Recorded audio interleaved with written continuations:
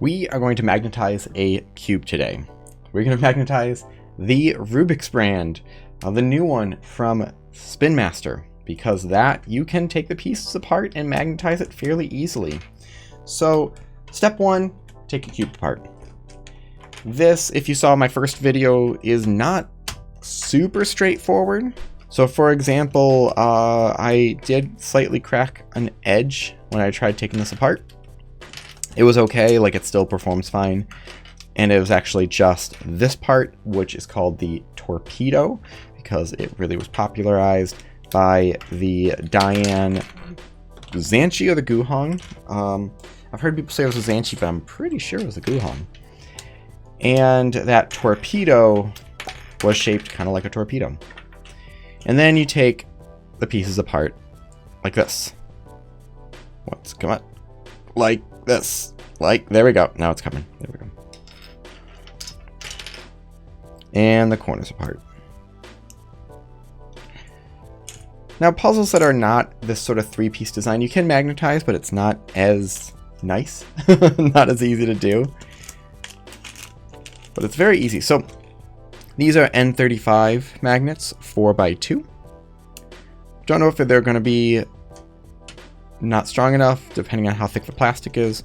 But on one side, looks like it might be easier on this side. Where the corner and the edge line up, you just take the magnets and let them stick together. Now, if they fly off like that, then you might be in trouble, because then you might lose them, which they are currently lost. So what you should do, without just doing that randomly, is drop one in, drop another one in here, and then move them together. Oh, these just really don't want to stick. There we go. Now we get that going. Oh, and they've moved off. Once you get a couple of them, then you just base the rest off of there, like that. That looks pretty good. I like that. And then glue. Now, I've always just used Gorilla Super Glue.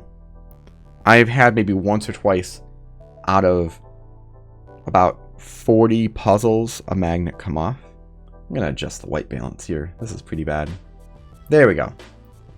That's better white balancing. My suggestion when magnetizing puzzles is just wait for those two to dry a little bit and then go from there. What I've seen people do is they match up edge and corner and edge and corner, and they just put magnets, and then they mess up and they have half of them facing the wrong direction. We don't want to do that.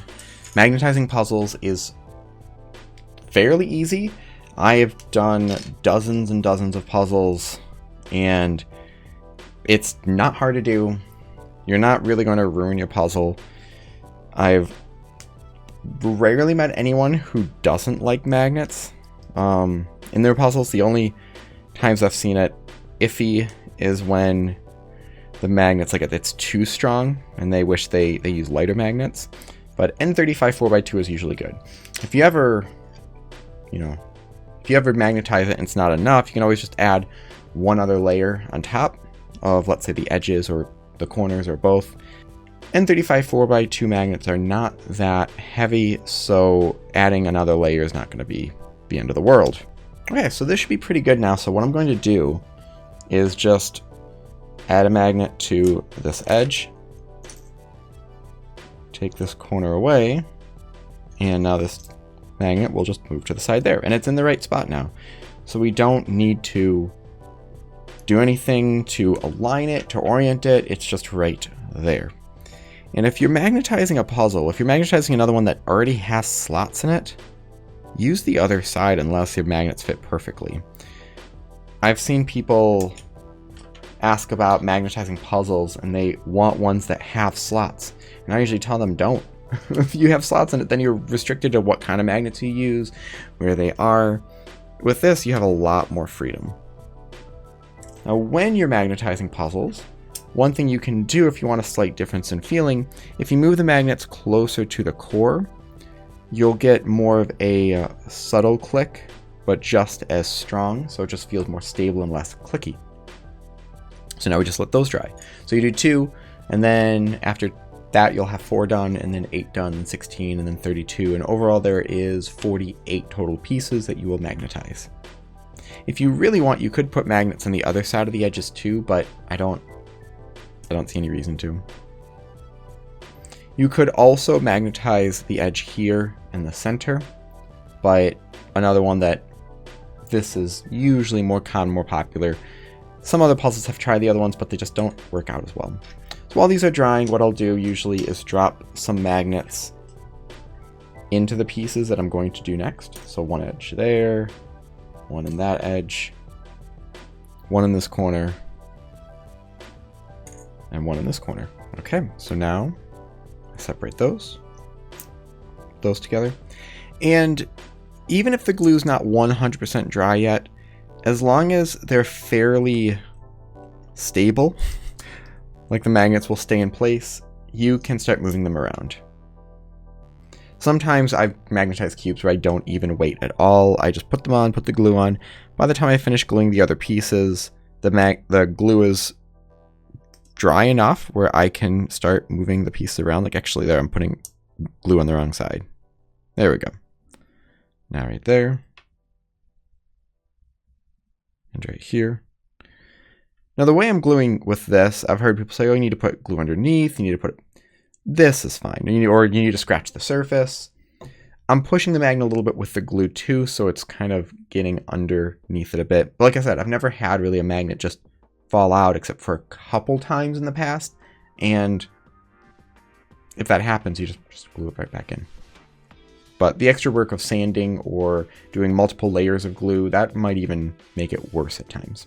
Okay, so now let's put magnets in those 4 edges. Oh, like that. So, well, that's probably too close right there.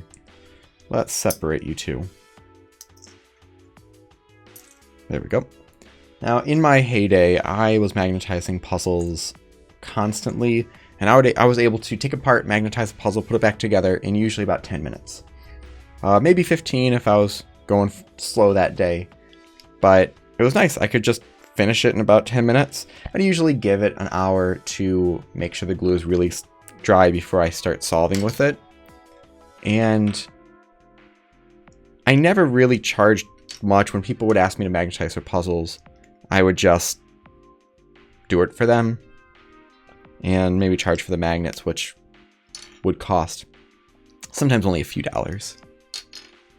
Back in that time, though, you had to make your magnetic puzzles. So the Waylong GTS, the Volk 3, the GAN 356, none of them had magnets in it. So you just had to do that on your own or ask someone else to. Okay, so now we'll separate these two. Put an edge with a corner. Separate these two, put an edge with a corner. Separate these two, put an edge with a corner. Separate these two, put an edge with a corner. And then put a corner with an edge, a corner with an edge, a corner with an edge, and a corner with an edge. Now let's glue these, and we will have 16 pieces done. Now, as far as magnetizing a 2x2, it's fairly similar, although you're only magnetizing corners. And so you actually have 2 different polarities on the same corner. And then for magnetizing a 4x4, it's corner edge and then edge edge. So for 2x2, you still need 48 magnets. For 3x3, 48 magnets. I keep looking over here because that's my screen. I'm going to move it to the front so I'm not looking to the side. Now it looks like I'm looking at you. For 4x4, it's 96 magnets. 5x5, it's also 96 magnets. There are alternate ways of magnetizing, but for me, especially on 2x2, that's still what I prefer the feeling of.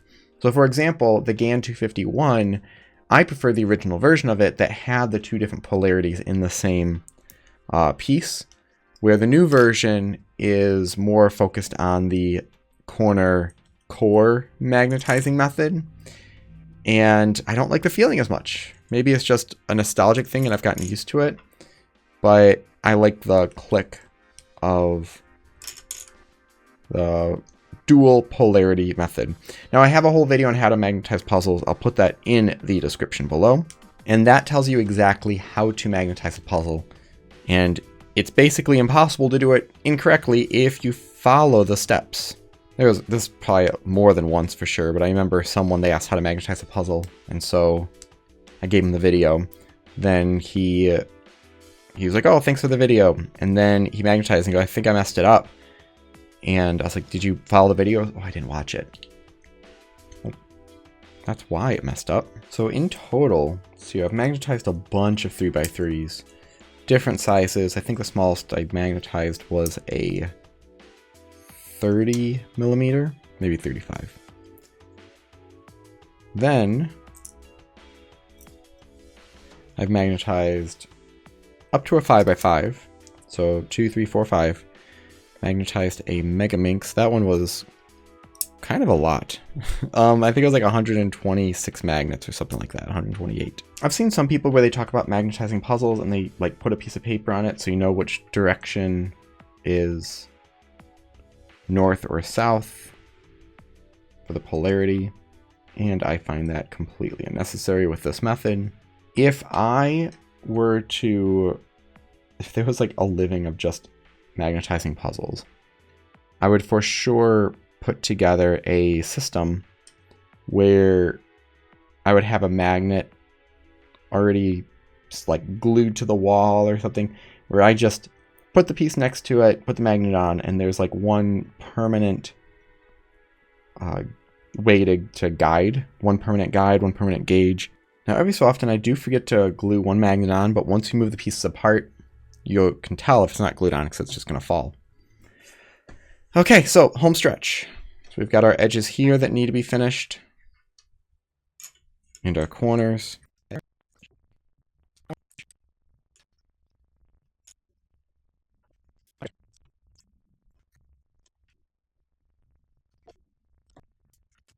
Now we just let these dry. Okay, so we have magnetized the, what's it called? Something Spin Master. Rubik's Brain. We've got 48 magnets in here. It's pretty much set up. I want to add some lubrication to the springs, which doesn't really do too much to the performance, but sometimes if you can hear those springs, it's a little annoying. So let's do some solves. It's a lot more stable already. It's a little loud, a little clicky, but works really well.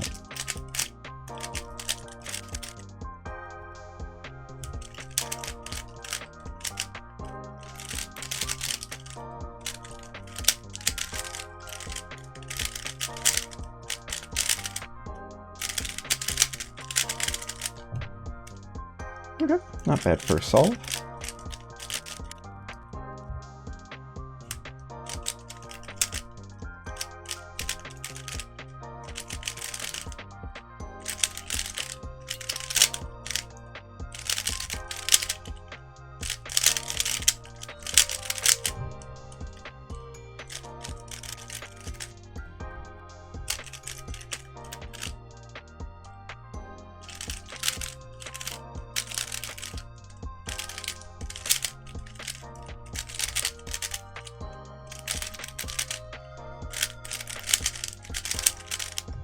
That's a big pause at the beginning.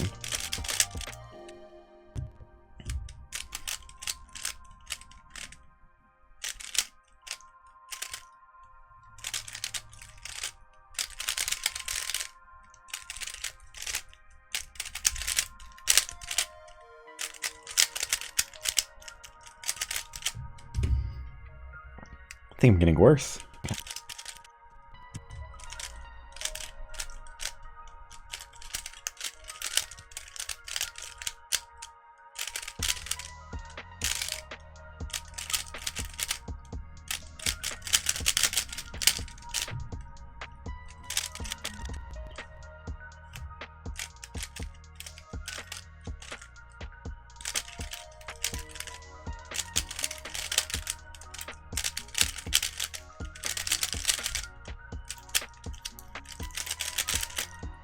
Got a little stuck there. It's a heavier turning than some other puzzles, so I've got to push a little bit more than I'm used to. Little alteration in turning style.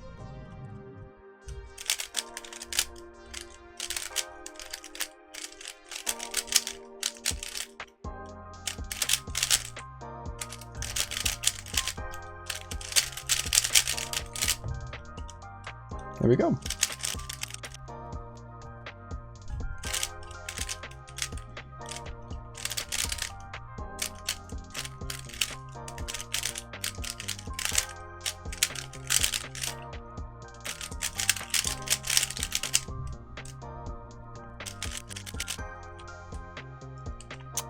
You know what? I think we need to do a roux solve.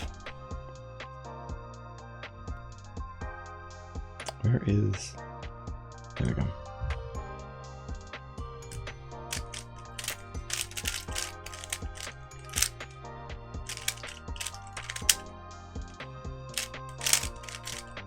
That was some excessive moves. Roux on the Rubik's brand. 14.24. If you are starting out and you've got the new Rubik's brand, it's nice. It works well. If you are a speed solver and you are looking for the next best thing, that's not it. However, I don't really think anyone can legitimately say this cube is bad. It works really well, and my times are close to what my regular times are. They're not the same, but they're close. Adding magnets certainly helped make it a little more stable, and that's something that you can do fairly easily. I'll put a link where you can buy some magnets in the description below. Lubrication, also not necessary, but definitely helps. But I like this puzzle. I'm probably going to leave it out for my students to use, and maybe I'll, donate to someone who is wanting to move a little bit further on, but, likes the Rubik's feeling, maybe. So thank you very much for watching. Let me know if you have any questions or anything you want me to add to this that you think might make it even better that I didn't even think of. Make sure to hit like and subscribe for more content like this in the future. And as always, stop by speedcubeview.com for more news and reviews.